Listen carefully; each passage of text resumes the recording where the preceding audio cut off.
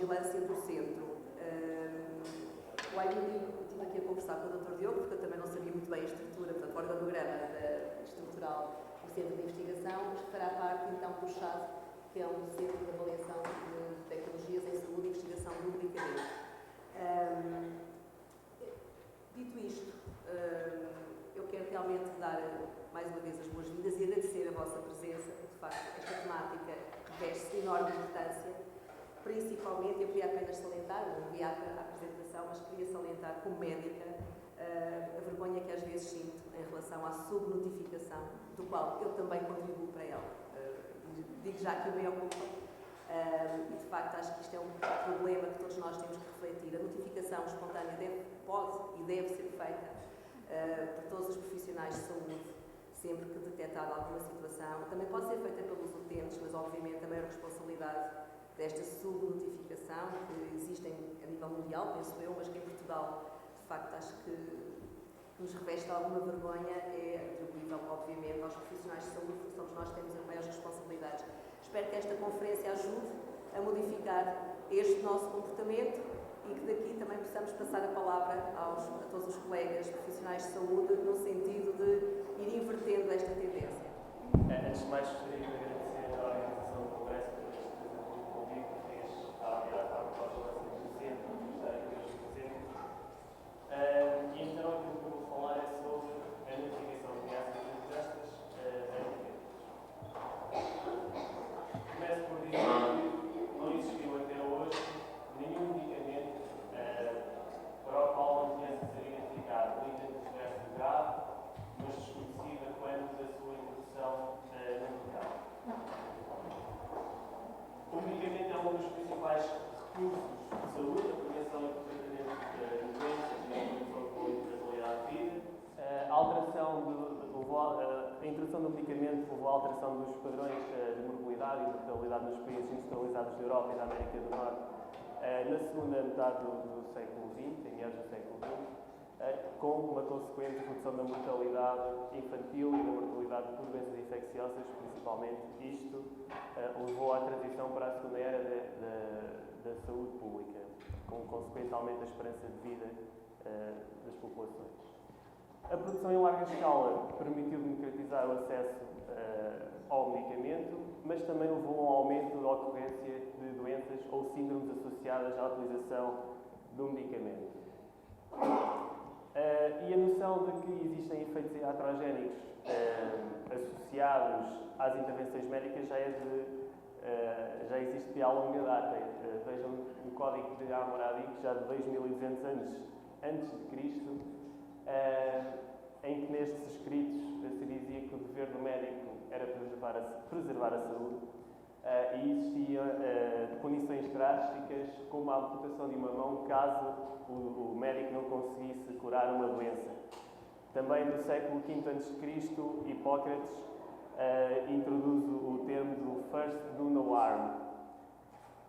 Mais tarde, Galeno, no século II, diz que os medicamentos são capazes de efeitos leves, fortes, nocivos ou mesmo fatais para o doente com base na dose dada. Portanto, aqui uma noção dos efeitos com base na dose que é administrada. Mais tarde, no século XVII, pela primeira vez há um medicamento que é proibido de ser utilizado, o antimónio, que tinha sido, devido à sua toxicidade, que tinha sido aclamado por ter curado a febre tifoide de Luís XIV. No século XVIII, William Whitring, um médico e botânico britânico, faz a primeira descrição de eventos adversos associados ao uso dos digitálicos e diz que, quando administrado em grandes quantidades e em doses repetidas, causa enjoo, vômito, distúrbios da visão, abrandamento do pulso, suores frios, convulsões, síncope e até a morte. Depois, mais recentemente, a Sociedade Alemã de Cirurgia realiza o primeiro estudo sobre reações adversas, um estudo comparativo em que foi comparada a toxicidade de dois anestésicos, no caso o clorofórmio e o éter, e em que se verificou que por cada 2.909 anestesias com clorofórmio ocorria um caso de necrose hepática e por cada 6.004 com anestesias com éter ocorria um caso de necrose hepática. Depois, mais recentemente, no século XX, em 1937, dá-se um episódio de extrema importância que foi a ocorrência de 107 casos fatais nos Estados Unidos associados à toma de um xarope de sulfanilamida que tinha um solvente de dietileno glicol. E isto levou a que nos Estados Unidos fosse criada uma primeira lei, a Lei Food, Drug and Cosmetic Act, de 1938, que determina que se realizem testes para comprovar a baixa toxicidade dos medicamentos antes destes serem introduzidos no mercado.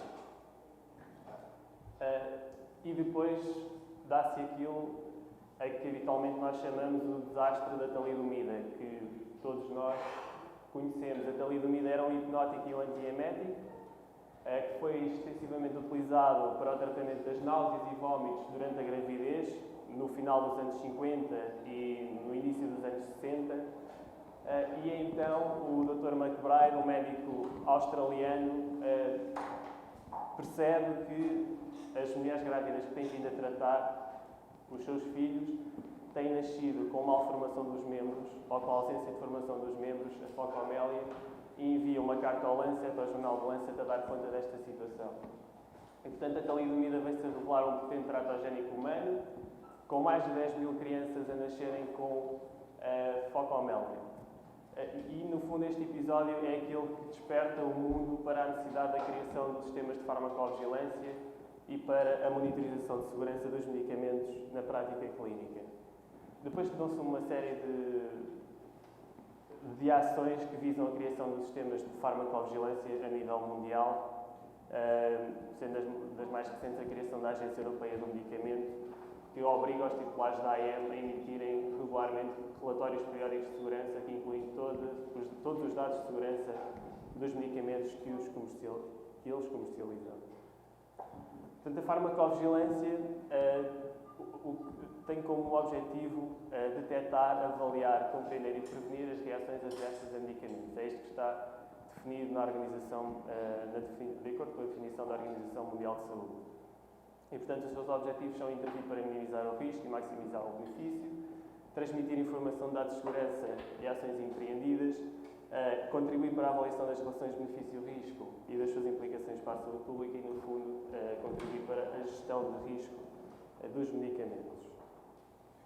Se nós hoje em dia pensamos que os medicamentos são mais seguros quando entram no mercado, isso é verdade, continuam a existir medicamentos que são retirados do mercado devido a problemas de segurança que só lhes são identificados depois destes serem comercializados.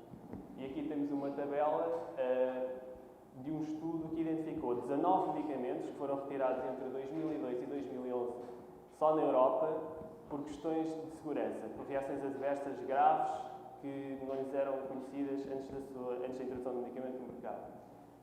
Eu não sei se conseguem ver muito bem, mas temos aqui o Rofecoxib, por exemplo, que foi retirado em 2004 devido a um risco acrescido da ocorrência do infarto do miocárdio. Tem o Valdecoxib, outro inibidor da COX-2, que também foi retirado do mercado devido a um risco acrescido de infarto do miocárdio, de doenças cardíacas e de doenças cutâneas. A Rosiglitazona, que foi retirada do mercado também devido a um risco acrescido de infarto do miocárdio. E a lista continua, totalizando 19 medicamentos. Portanto, apesar de existir uma maior segurança, uma maior certeza relativamente aos perfis de segurança dos medicamentos quando eles entram no mercado, temos que ter a noção que existem determinadas reações que não são detectadas durante os ensaios clínicos e que são detectadas na prática clínica e que isto pode levar à alteração da relação benefício-risco do medicamento com consequente ação regulamentar. Isto deve-se, em parte, às limitações da avaliação na fase de pré-comercialização, ou seja, as limitações que estão inerentes ao delineamento, ao tipo de desenho dos ensaios clínicos. Os ensaios clínicos são considerados o tipo de estudo que tem o melhor delineamento para avaliar a eficácia das intervenções, mas apresenta algumas limitações no que diz respeito à avaliação da segurança. E temos aqui alguns exemplos. Tem um número restrito de doentes, exclui doentes de risco, tem um horizonte temporal relativamente curto, por exemplo, podemos dar um antihipertensor no ensaio clínico durante 2 ou 3 anos, mas na prática clínica temos doentes que fazem estes medicamentos durante 30, 40 anos. Há exclusão de terapêuticas associadas. Temos doentes que tomam antihipertensores, antidislipirémicos, antidiabéticos simultaneamente. Muitas vezes nos ensaios clínicos isto não acontece e não é possível estudar o impacto destas associações. E, portanto, todas estas limitações tornam difícil detectar reações adversas raras. Esta tabela ilustra bem as diferenças que há no número de doentes expostos durante a fase de pré-comercialização e na fase de pós-comercialização. E temos aqui 5 medicamentos que foram retirados do mercado devido a problemas de segurança, em que se compara o número de doentes expostos durante os ensaios clínicos e aquele que foi exposto durante a prática clínica, durante a fase de comercialização, até se decidir retirar o medicamento do mercado. Veja-se, por exemplo, a terfenadina, cá em cima, 5.000 doentes foram estudados com este medicamento nos ensaios clínicos e foi necessário expor 7,5 milhões para chegar à conclusão que os seus benefícios não superavam os riscos. No caso da fluoxetilamina, apenas 340 doentes foram estudados nos ensaios clínicos e foi preciso expor 7 milhões para se chegar à conclusão que os riscos do medicamento superavam os seus benefícios e, portanto, decidiu-se retirar o medicamento do mercado. Este mês saiu um estudo, uma revisão que foi publicada na revista Drug Safety, uma revista que se dedica ao estudo da segurança dos medicamentos, em que faz uma revisão de vários estudos observacionais que se dedicaram a estudar a incidência das reações adversas no contexto europeu. E chegamos à conclusão que 3,5% dos internamentos hospitalares são devidos ou resultam de reações adversas a medicamentos, 10% dos doentes que estão internados vão sofrer uma reação adversa ou vão ter uma reação adversa durante o seu internamento e até 0,5% dos doentes que estão internados morrem devido a uma reação adversa a um medicamento. Se nós associarmos isto ao número de habitantes à população europeia, chegamos à conclusão que anualmente 84 milhões de pessoas são internadas devido a reações adversas e anualmente até 420 mil pessoas podem morrer devido a reações adversas. Portanto, eu acho que estes números traduzem bem ou ilustram bem a dimensão do problema que é a iatrogenia medicamentosa, do ponto de vista clínico e do ponto de vista de qualidade de vida para os doentes. E depois existe ainda a parte do impacto económico associado à ocorrência das reações adversas. Um estudo também recente, um estudo de corte, foi realizado na Europa, na Suécia mais precisamente, com 5.000 doentes, chegou à conclusão que os custos diretos médios associados ao evento adverso são de $445, o que corresponde a 21 milhões de dólares por 100 mil habitantes adultos por ano. Portanto, também aqui um impacto significativo. Neste quadro aqui podemos ver também que a maioria dos recursos alocados ao tratamento das reações adversas se situa aqui, ou seja, no tratamento dos casos em ambiente hospitalar. E o estudo concluiu ainda que aproximadamente que os eventos adversos são responsáveis por 10% de todos os custos alocados a todos os cuidados de saúde prestados à população. Portanto, é bastante significativo. Então a questão que nos colocamos agora é se vale a pena, é necessário e é importante notificar suspeitas de reações adversas a medicamentos. Eu acho que sim, vou tentar agora justificar. Primeiro, quero só dizer que a definição de reação adversa a medicamento foi alterada recentemente. Em 2010 foi criada esta diretiva e em 2012 ela foi colocada em prática. Portanto, uma reação adversa a medicamento é neste momento definida como uma reação nociva e não intencional a um medicamento. E isto inclui o uso off-label, a sobredosagem, o mau uso, o abuso, os erros de medicação e os casos de exposição ocupacional. Por exemplo, até um farmacêutico numa farmácia hospitalar prepara medicamentos ao longo de vários anos. Ao final de 10 anos desenvolve uma doença que pensa poder estar relacionada com a exposição a algum dos medicamentos que veio a preparar ao longo do tempo. Atualmente isto pode ser notificado como uma reação adversa. um doente que ingere propositadamente uma caixa de paracetamol para tentar o suicídio. Isto pode ser notificado como uma reação adversa. Portanto, atualmente, a definição de reação adversa inclui todas estas possibilidades e não cobre apenas as reações adversas que decorrem da utilização do medicamento nos termos da autorização de introdução no mercado. A notificação espontânea permite identificar a iatrogenia rara e grave. Portanto, rara, pouco frequente e muito pouco frequente e grave. E agora vou-vos mostrar alguns exemplos de reações adversas que foram recebidas na unidade de farmacovigilância do centro nos últimos anos. E eu acho que não se consegue ver muito bem, mas eu vou dizê-las. E que eram não descritas, ou seja, não estavam descritas no resumo das características do medicamento, não eram conhecidas, eram muito raras, portanto acontecem em menos de uma em cada 10 mil pessoas, ou raras, que ocorrem em uma em cada 1000 pessoas até uma em cada 10 mil pessoas. E que simultaneamente foram classificadas como graves. Isto só recebido na unidade de farmacovigilância do centro nos últimos 3 anos, penso eu. Temos lá em cima o exemplo acidose láctica, com metformina e com a aciltaglitina mais a metformina. Temos convulsões tónico-clónicas com a vacina quadrivalente contra o papilomavírus humano. Embolia pulmonar com uma pílula, a dianogesto mais etilenostradiol. Um caso de esclerose múltipla que foi notificada à vacina contra a gripe pandémica. Falha renal aguda com oxaliplatina. Falha respiratória com o docetaxel. Fibrilação ventricular com metronidazol, hepatite tóxica com vários medicamentos antibióticos e também ali com antipsicótico. Temos um caso de leucemia linfoblástica aguda que foi notificado à vacina quadrivalente contra o papilomavírus humano, que na altura foi de alguma forma surpreendente para nós, mas depois de irmos pesquisar as bases de dados, tanto a europeia, da Agência Europeia do Medicamento como da FDA, verificamos que existem mais casos notificados de neoplasias, de casos de leucemia, à vacina quadrivalente contra o papilomavírus humano. Depois temos meningoencefalite à vacina contra a difteria ou tétano, melanoma maligno com infliximab, morte fetal com ampicilina, uma senhora que ia entrar em trabalho de parto, à qual lhe foi administrada ampicilina, que desenvolveu uma reação anafilática e que ela conseguiu salvar, mas o feto acabou por não se salvar. Narcolepsia com uma vacina contra a gripe pandémica, depois necrólise epidérmica tóxica com aloprinol, temos paralisia facial com a Gardasil, mais uma vez, pneumonite com a ciclofosfamida, púrpura trombocitopénica hepática e idiopática com vacina contra a hepatite B. Reações anafiláticas temos várias.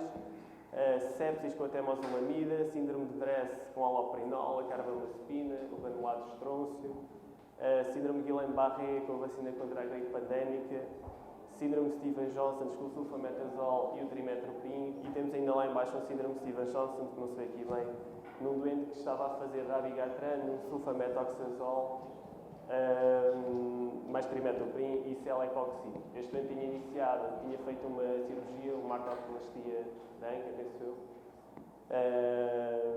e desenvolveu um síndrome de Stevens-Johnson que acabou por evoluir para uma necrólise epidérmica tóxica e ele faleceu devido a esta reação adversa. Aqui era difícil imputar a causalidade a um só medicamento, porque ele iniciou os três em simultâneo, e não podemos excluir nenhum como hipótese de ter causado a reação adversa. Depois, quer dizer que a notificação espontânea pode servir para suportar a reavaliação da relação benefício-risco de medicamentos.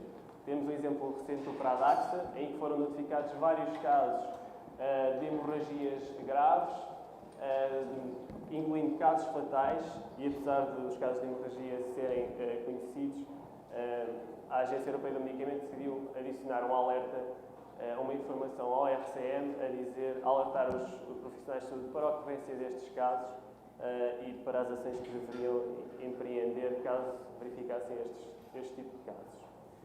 Depois, a notificação espontânea serve também para identificar a iatrogenia que é desconhecida no momento da aprovação do medicamento. Temos um exemplo recente, o Abilify, o aripiprazol, em que foram notificados vários casos de tromboembolismo venoso, e esta informação foi adicionada ao RCM, e foram notificados também vários casos de sintomas extrapiramidais em recém-nascidos, que eram filhos de senhoras que tomavam o aripiprazol.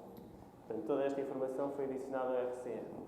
E depois, a decisão mais drástica que pode haver é a retirada de um medicamento do mercado devido a um sinal de segurança, neste caso, gerado também pela notificação espontânea.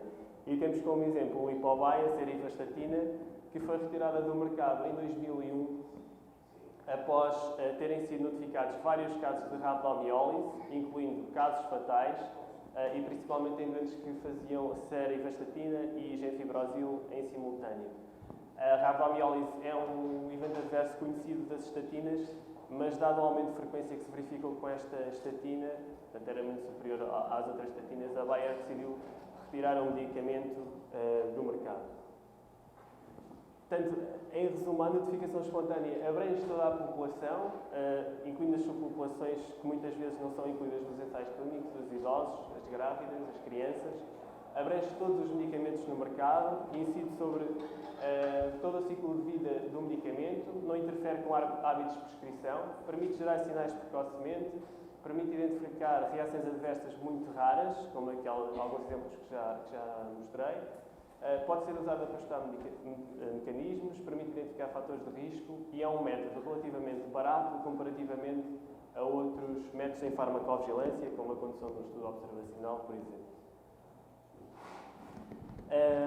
Alguns colaboradores da unidade de farmacovigilância do centro, está aqui o professor Batel Marques, que coordenou o estudo, fizeram um estudo que teve como objetivo identificar quais eram as fontes de informação que eram mais vezes utilizadas pelas autoridades reguladoras para suportar os alertas de segurança que elas emitem. E, portanto, eles analisaram todos os alertas de segurança emitidos pelas agências europeia, americana, australiana e do Canadá, penso eu, num período entre 2010 e 2012, e verificaram que 56% dos alertas de segurança são suportados por notificação espontânea. Exatamente. Portanto, isto demonstra bem qual é a importância da notificação espontânea para a geração de informação de segurança e para a reavaliação das relações benefício-risco dos medicamentos. Continuando a ilustrar os resultados que advêm da notificação espontânea, eu queria apresentar os resultados da unidade de farmacovigilância do centro. Isto foi um artigo que está mesmo para sair agora na ata médica e que incluiu todas as notificações espontâneas que nós recebemos entre 2001, portanto desde o início da atividade da unidade, até dezembro de 2013. Neste período nós recebemos 2.408 notificações, das quais 1.316, ou seja, mais de metade, 56%, foram consideradas graves. Quando fomos olhar para a taxa de notificação, ou seja, o número de notificações por milhão de habitantes por ano, verificamos que temos vindo a conseguir um acréscimo do número de notificações. Portanto, em 2011 tínhamos 101 e agora temos 171 notificações por milhão de habitantes de ano. É bom, melhoramos quase 70%, mas ainda não é suficiente. As recomendações da Organização Mundial de Saúde preconizam pelo menos 200 notificações por milhão de habitantes ano. Portanto, ainda estamos abaixo daquilo que é recomendado. Nós conduzimos um estudo que ilustra este problema que é a subnotificação, que continua a ser a maior limitação da notificação espontânea. E o que nós fizemos aqui foi analisar todos os eventos adversos que tinham sido notificados a medicamentos biológicos usados no tratamento da artrite reumatoide, aqueles que são mais consumidos, o adalimumab, o etanercept e o infliximab. Fizemos uma estimativa da exposição populacional a estes medicamentos e fomos determinar qual é que era a frequência da notificação dos eventos adversos e compará-la posteriormente com a frequência que estava descrita nos resumos das características destes medicamentos. E chegámos à conclusão que 84% dos eventos adversos que são notificados com uma frequência inferior àquela que está descrita no resumo das características do medicamento. E apenas 16% é notificada com uma frequência que é sobreponível. Portanto, estes números ilustram bem o problema que é a subnotificação, que continua a ser a subnotificação em Portugal e no mundo também, infelizmente, é assim. Portanto, e em medicamentos que têm um perfil de segurança complicado. Continuando, voltando às notificações que recebemos na unidade, só referir que a maior parte, 66%, dizem respeito a doentes de sexo feminino. A maior parte dos doentes tem idades compreendidas entre os 15 e os 65 anos. Relativamente à origem da notificação, a maioria das notificações têm vindo do ambulatório, portanto dos cuidados de saúde primários.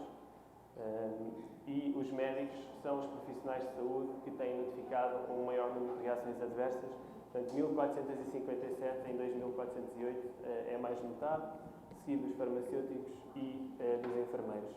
Temos ali já 13 notificações de utentes que começaram a notificar apenas em 2012. Temos aqui a experiência de ano e meio, mais ou menos.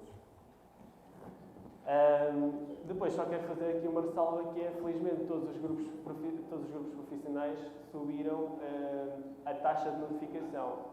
A última vez que tínhamos olhado para a base de dados com mais profundidade foi em 2011.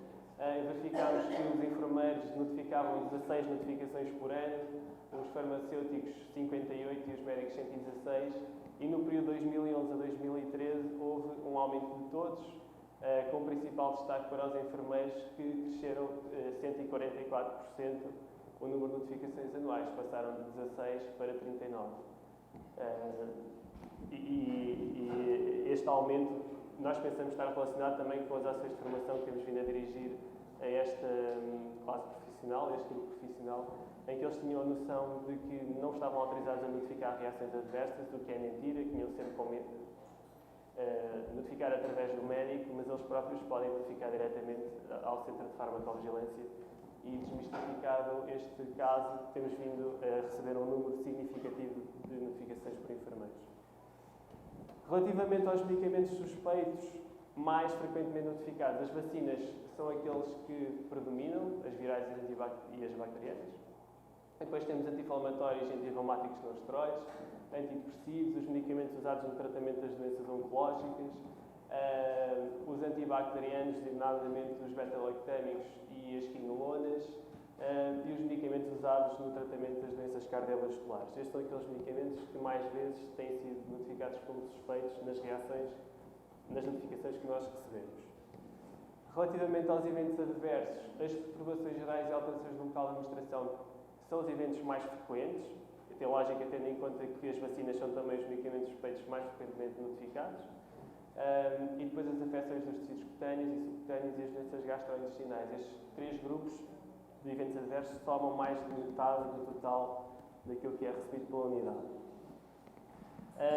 Se formos mais especificamente, a pirexia, o prurido, o vómito e a náusea são os eventos mais notificados, e depois aparece ali a vacinação ineficaz e aumento do volume da glândula parótida, porque houve um surto de parotidite na região centro, em crianças que tinham sido vacinadas com a vacina contra a sarampo e a rubéola, mas que, apesar disto, desenvolveram a doença, e houve 140 casos, penso eu, que nos foram notificados, e, portanto, estes eventos aparecem aqui no topo. Depois temos casos específicos de risco de vida ou morte. 154, 6,4% do total das notificações são casos de risco de vida ou morte. E vemos que a larga maioria foi notificado por médicos, 76%, e os medicamentos mais frequentemente implicados nestes casos são os medicamentos usados no tratamento das doenças oncológicas, os anti-inflamatórios e antirreumáticos não esteroides, medicamentos analgésicos e antipiréticos, agentes antitrombóticos, os antibacterianos, os antiuricémicos e as vacinas virais. E os tipos de reações adversas mais frequentes nos casos de risco de vida ou morte são a reação anafilática e o choque anafilático. Estes são os termos mais frequentemente notificados e depois aqueles que estão normalmente associados aos quadros de anafilaxia, como a dispneia, a hipotensão e o edema da laringe, por exemplo. Portanto, estes são os casos mais frequentemente que resultam em risco de vida ou em morte do doente. Depois, tiramos esta pool de notificações espontâneas, que são aqueles casos que eram desconhecidos, as reações adversas não estavam descritas no RCM, foram classificados como graves e tinham um grau de causalidade definitivo ou provável. Isto são os dois níveis de causalidade que nos dão uma maior certeza de haver uma relação entre a exposição ao medicamento e a ocorrência do evento adverso. E, portanto, no fundo, estes 88 casos são o verdadeiro novo conhecimento que é gerado pela notificação dos profissionais de saúde da região centro. E aqui os medicamentos mais frequentes são os anti-infecciosos do sistémico, os medicamentos utilizados no tratamento das doenças oncológicas, os que atuam no sistema musculoesquelético, sistema nervoso, cardiovascular e por aí fora. Portanto, voltando à pergunta inicial que já se tinha esquecido que eu tinha colocado, se vale a pena, é necessário e é importante notificar suspeitas reações adversas a medicamentos? Sim, porque identifica iatrogenia grave e pouco frequente. Sim, porque pode gerar sinais de segurança e levar à tomada de medidas regulamentares, vimos vários exemplos. E sim, porque gera novo conhecimento sobre a segurança de medicamentos, ilustrado também pelo trabalho da Unidade de Farmacovigilância do Centro. Então agora vou passar à parte mais prática, que é como é que se podem notificar as reações adversas. O Sistema Nacional de Farmacovigilância é coordenado pela Direção de Gestão do Risco do Medicamento do Infarmed e composto por 4 unidades regionais, no Norte, no Centro, Lisboa e Vale do Tejo e no Sul. Portanto, nós somos a Unidade de Farmacovigilância do Centro, estamos sediados na IBILI e recebemos todas as notificações provenientes das instituições de saúde que estão na área geográfica adscrita à Administração Regional de Saúde do Centro. Este gráfico era só para vos mostrar a importância que teve a criação das unidades regionais de farmacovigilância. O sistema em Portugal iniciou-se em 92, era um sistema centralizado e em 2000 decidiu-se descentralizar o sistema e criarem-se unidades regionais de farmacovigilância. Elas começaram a funcionar em 2001 e seguimos de um ano para o outro até ao ano 2000. Nunca tínhamos recebido mais de 700 notificações por ano e de 2000 para 2001 o número de notificações mais do que duplicou e tem vindo sempre a crescer desde que as unidades regionais estão em funcionamento. A unidade de farmacovigilância do centro, eu já tinha dito, está no IBILI, tratamos das notificações que lá são recebidas e desenvolvemos outros estudos de investigação científica. Ela é coordenada pelo professor Dr. Francisco Bacal Marques e pelo professor Dr. Carlos Fontes Ribeiro, tem 3 colaboradores a tempo inteiro e um conselho científico que é responsável pela imputação da causalidade às reações adversas que nós recebemos. Então, existem vários meios que os profissionais de saúde têm à sua disposição para poder notificar reações adversas. O boletim de notificação, que é este, que penso que todos conhecem, que é habitualmente distribuído com o prontuário terapêutico e que podem imprimir também no site do Infarmed, preencher e enviar. A Unidade de Farmacovigilância do Centro tem um site de notificação online, portanto, se forem este site, ufc.ibili.pt, aparece este formulário e eu quero apenas lembrar, não vou passar por isto muito a fundo também por causa do tempo, mas lembrar os critérios mínimos para tornar uma notificação de uma reação adversa válida. Portanto, é sempre preciso ter os dados do doente, que estão aqui em cima, os dados do notificador, os nossos dados, os dados de pelo menos uma reação adversa, de uma suspeita de uma reação adversa, podem ser sinais ou sintomas ou um diagnóstico, caso tenham feito, depois tem espaço para a data de início, duração, etc. E o que é também sempre necessário é um medicamento, pelo menos um medicamento suspeito. Dizer ainda que, relativamente à gravidade, existem critérios que tornam uma reação adversa grave, se ela resulta em morte, se põe em perigo em vida, se resulta em hospitalização ou prolonga a hospitalização, se motiva incapacidade, origina anomalias congénitas ou outra que o clínico considere clinicamente relevante. Pronto, depois de continuarem a descer a página, vão ter espaço para o medicamento suspeito, podem colocar medicamentos concomitantes e mais uma série de informação relativamente ao caso que, se conhecerem, devem responder. Tem ainda aqui em baixo um campo para o parecer clínico quanto à relação causal, em que o notificador pode dizer se considera que a reação adversa é certa, é provável, possível ou improvável. Mesmo que considere improvável, pode notificar. E depois cá em baixo tem um quadro de texto livre, onde podem escrever outra informação que considerem relevante para a avaliação do caso. No final, tudo isto preenchido, é só carregar em enviar e nós vamos receber a notificação do nosso lado e depois entramos sempre em contato com o notificador para dar feedback da resolução do caso, da notificação. Depois tenho que mostrar também que o Infarmed desenvolveu um portal, que é o portal RAM, que foi lançado em 2012. Nós não mantivemos o nosso em funcionamento porque alguns notificadores já estavam habituados ao nosso sistema e pediram-nos para nós continuarmos com ele. Mas pronto, dizer que existe uma outra hipótese de notificar online. O site é difícil de decorar, portanto o mais fácil é ir ao Google e escrever portal RAM e normalmente é a primeira entrada e vão parar a esta página. Aqui para notificar basta carregar no botão vermelho, diz notificar a reação, abre um quadro a perguntar se somos profissionais de saúde ou utentes, podem-se registar neste portal e ter sempre o histórico de todas as notificações que vão notificando ao longo do tempo. Aqui neste caso selecionaríamos profissional de saúde, ele diz-nos quais são os critérios mínimos a preencher, carregamos em OK e vamos parar aqui. Portanto, o nosso site é uma página única, um formulário preenchemos, chegamos ao fim e carregamos em enviar. Aqui não, é um site que é por separadores, temos que andar de um para o outro, portanto, reação adversa, medicamento, doente, outras informações e notificador, e no final de preencher tudo, carregar em submeter. E este site funciona sempre a abrir e a fechar janelas e a selecionar informação. Imagine, aqui querem adicionar uma reação, tem que ir carregar no botão adicionar, que está ali com um círculo vermelho, abre uma nova janela, para escrever uma reação adversa tem que se carregar aqui no pesquisar. Aqui escrevemos o termo da reação adversa, por exemplo, edema no local, abre uma série de termos que incluem edema no local e escolhemos aquele que consideramos mais adequado da lista. Portanto, eu escolhi um edema no local da injeção e depois preenchemos tudo aqui, no final adicionar e a reação é carregada para aqui. Portanto, é bastante mais complexo. Mas cada um tem a liberdade de usar aquilo que lhe for mais conveniente. E depois o sistema é sempre o mesmo. Passa para o medicamento, outra vez adicionar, abre janela, escreve o nome do medicamento, adicionar, ele carrega. No doente, felizmente não se abre mais nenhuma janela, escreve-se aqui diretamente. Nas outras informações, pode-se escrever em texto livre comentários que achem pertinentes e permite também adicionar anexos, um documento Word ou um documento PDF, ou seja. Depois, nos dados notificadores, estão os nossos dados. Carregamos cá em baixo em submeter e o portal gera um e-mail automático a dizer que a reação adversa foi recebida pelo sistema.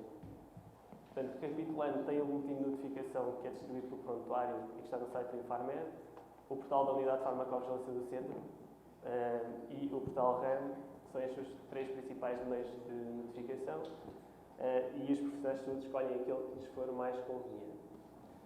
Depois, dizer que do nosso lado nós recebemos as notificações que nos chegam, fazemos uma validação primária, lá está para verificar se aqueles critérios mínimos estão preenchidos, os dados do doente, do medicamento suspeita da reação adversa e do notificador. É feita uma validação secundária que consiste na avaliação do conhecimento prévio, da gravidade e da imputação de causalidade, e depois esta informação é enviada às autoridades competentes, ao Infarmed e à Agência Europeia do Medicamento, que depois pode proceder àquelas ações regulamentares que vimos anteriormente. Por exemplo, o caso da leucemia linfoblástica aguda que nós recebemos levou à geração de um sinal para a Agência Europeia do Medicamento. Depois só quero acrescentar que nós fazemos ações de divulgação e informação dirigidas aos profissionais de saúde do género desta que estamos aqui a fazer hoje.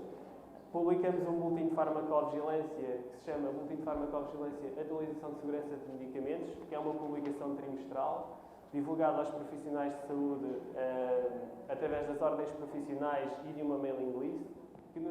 Uma coisa que nos traz muito orgulho, muita satisfação, foi esta citação neste livro que é de referência na nossa área, Pharmacoepidemiology, editado pelo Brian Strong, que traz aqui uma citação a vermelho, que não dá para ler muito bem, sobre o trabalho da Unidade de Farmacovigilância do Centro na investigação sobre a imputação de causalidade, em que se chegou à conclusão, eu não disse isto inicialmente, mas existem vários métodos para a imputação de causalidade, alguns algorítmicos, outros bayesianos, penso eu, E existe o método da introspecção global, que é aquele que nós usamos na unidade de farmacovigilância do centro e que demonstramos que nenhum dos outros métodos substitui a introspecção global e, portanto, temos aí o fundamento para utilizarmos este método na equação de causalidade na unidade de farmacovigilância do centro. Resta-me então agradecer a todos. Se tiverem alguma questão. Agradecia então, se alguém tivesse questões, colocasse. Em algumas notificações que eu observei face a determinada clínica foram feitas notificações por uma eventual reação adversa.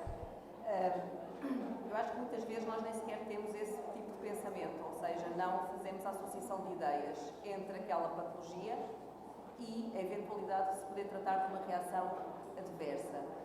E a minha questão era exatamente que tipo de alertas, quando estamos em consulta, em ambiente de consulta, que tipo de situações é que nos devem fazer tocar o sininho, passa a expressão, de que aquela situação se pode tratar de facto de uma reação adversa?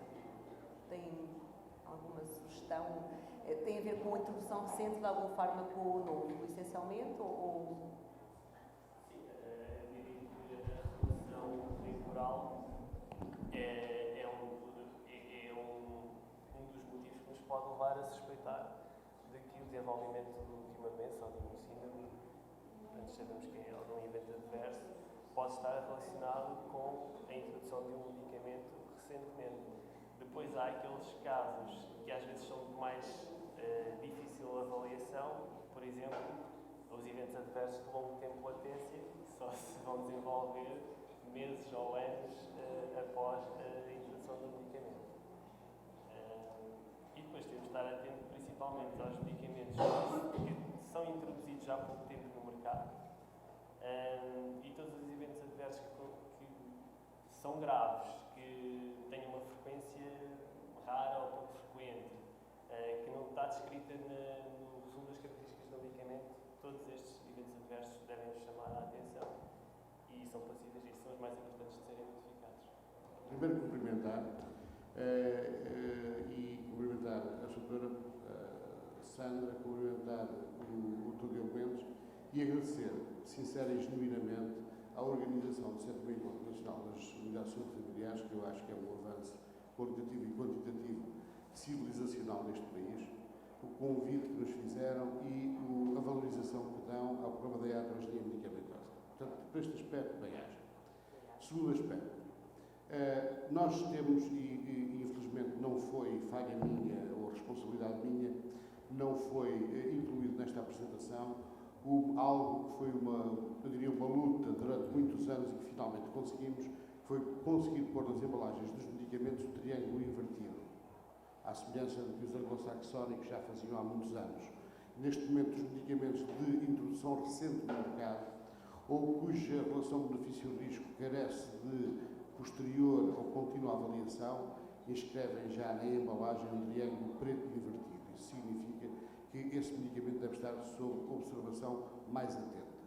Em relação à questão, e muito bem, que é o grande problema, há dois problemas na notificação espontânea. É o que notificar, como é que eu estou sensibilizado, suscetibilizado para notificar, passo a expressão, e como. Ora bom, os diversos, nós chamamos à notificação espontânea um sistema de farmacovigilância não estruturada, por contraposição a sistemas estruturados, como os estudos de porte, de monitorização intensiva, etc. Ora, o clínico deve notificar tudo aquilo que, primeiro, numa hipótese de diagnóstico, permita-me entrar por meiaras, não sou médico, deverá colocar como hipótese alternativa ou possibilidade alternativa a presença de iatrogenia medicamentosa e não a excluir liminarmente à partida. Esta é a base do raciocínio hipotético dedutivo, que é aquilo que preside ao raciocínio de um clínico a fazer diagnóstico. Segundo, estar sempre atento a qualquer manifestação que possa vir a ocorrer no doente e que não é claramente explicável nem pela história natural da doença, ou seja, por aquilo que o doente, sob o ponto de vista de sinais, sintomas, de imagem ou de laboratório possa ter, nem não é explicável por isto, nem era expectável como reação do próprio doente à exposição àquele medicamento, o efeito daquele medicamento. Por exemplo, prescrevermos umas doses doses elevadas do antidepressivo tricíclico clássico, espera-se obstipação, espera-se aliás, também é um indicador de compliance volta e meia. Mas depois disto, algo que aconteça deve ser notificado, independentemente da relação causal que possa ter. Isto porque há um conceito, eu peço desculpa de estar a tomar muito tempo, mas há aqui um conceito que é importante. O que nós notificamos, porque eu também sou notificador, são eventos adversos. Só após validação secundária é que passa a ser uma reação adversa. Portanto, tem de haver uma avaliação de conhecimento prévio, gravidade e causalidade. Mesmo que a causalidade seja não relacionada. Okay? Passa a ser uma reação adversa que ocorreu, avaliou-se e não passa do evento adverso nesse caso. Ora bom, recapitulando, para ser sintético, é colocar sempre como probabilidade, ou no plano probabilístico, como hipótese explicativa daquele quadro, a existência de atrogenia medicamentosa, particularmente quando o doente está exposto a medicamentos. Segundo, algo que não é explicável nem pela doença, nem é explicável pela ação que nós conhecemos do medicamento. Tudo isso deve ser notificado. Tudo. Eu vou-lhe dar um exemplo de reações adversas de longos tempos de latência, que foi descoberto através da notificação espontânea e obrigou a retirar o medicamento do mercado, mas com um perfil completamente, diria, esquisito, ou pouco olha, todos nós nos lembramos, os mais antigos, os novos não se lembram, do Vectarion. O Vectarion era um antidepressivo, era um tetracíclico no fundo, mas era um antidepressivo tricíclico, clássico. E agora não me ocorre a definição como internacional. Todos já ouviram esta história algumas vezes, provavelmente. Normalmente os doentes o que é que faziam? Faziam 3 meses do medicamento. Após 3 meses do medicamento, porque eram recomendados, estamos a falar há uns anos, suspendiam-se. E depois, ao 5º mês, aparecia uma hepatite tóxica. Ou seja, 3 meses de exposição, 1 mês de suspensão e depois aparecia a hepatite tóxica. Depois de investigados convenientemente, isto foi através do método de desproporção, que é algo que podíamos depois falar, foram imputadas definitivamente, ou seja, como certas 150 mortes. E o medicamento foi imediatamente retirado. Não houve uma discussão muito rápida entre as autoridades e o titular da AER, que o laboratório do medicamento foi de comum acordo retirado do mercado. Mas isto, por exemplo, é os tempos de latência, não é? E, portanto, temos de estar sempre atentos. Das melhores reações adversas, notificações que tive até hoje, que trabalhei, porque eu já não trabalho, sou preguiçoso, trabalho ao Diogo e trabalho ao Carlos, foi, e por aqui termino, do professor Carmona da Mota. O professor Carmona da Mota, há muitos anos, quando começaram as unidades, notificou uma insuficiência renal numa criança, 2 anos, com Ambroxol. Bom, aquilo era tudo muito esquisito. Simplesmente ele disse, olha, isto já se passou há 6 meses. Eu não encontro nenhuma explicação para esta insuficiência renal nesta criança. Ela está a ser tratada e está a evoluir favoravelmente, com exceção de uma toma continuada de Ambroxol que a mãe lhe fez, até uns 15 dias antes de ela aqui aparecer e nós aparecer aqui no banco e nós na urgência e nós temos feito nós nunca viemos a saber exatamente, a conseguir investigar a causalidade. Ela ficou-se como possível. O que é facto é que se hoje for ao resumo das características do medicamento do Ambroxol, está lá escrito a hipótese não confirmada de insuficiência renal aguda em crianças com menos de 6 anos. E, portanto, isto vale a pena. Eu não sei se respondi à questão da instrutora e daquilo que me notificaram. O aspecto que nós devemos ter em atenção, e termino já, é, mesmo que sejam reações adversas subejamente conhecidas e antecipáveis, se houver, se o olho clínico detectar um aumento de frequência, é começar a notificar também. Muito obrigado. Acho que nos ajudou a todos a compreender realmente quando, e principalmente alertar-nos para termos, se calhar, o pensamento mais aberto a essa hipótese diagnóstica que são, de facto, uma eventual reação adversa e, portanto, fazer a notificação desse evento depois o estudo então será feito posteriormente, se há nexo de causalidade ou não, mas pelo menos devemos colocar sempre, mas pronto, em muitas circunstâncias em que se calhar não colocamos atualmente, colocar a hipótese de ser de facto uma situação relacionada com iatrogenia medicamentosa. Agradeço os esclarecimentos. Eu não sei se mais alguém tem alguma questão a colocar. Mais ninguém tem questões. Dava por encerrada então esta mesa, agradecendo aos participantes, em especial aqui ao Dr. Diogo Mendes, a esta magnífica apresentação.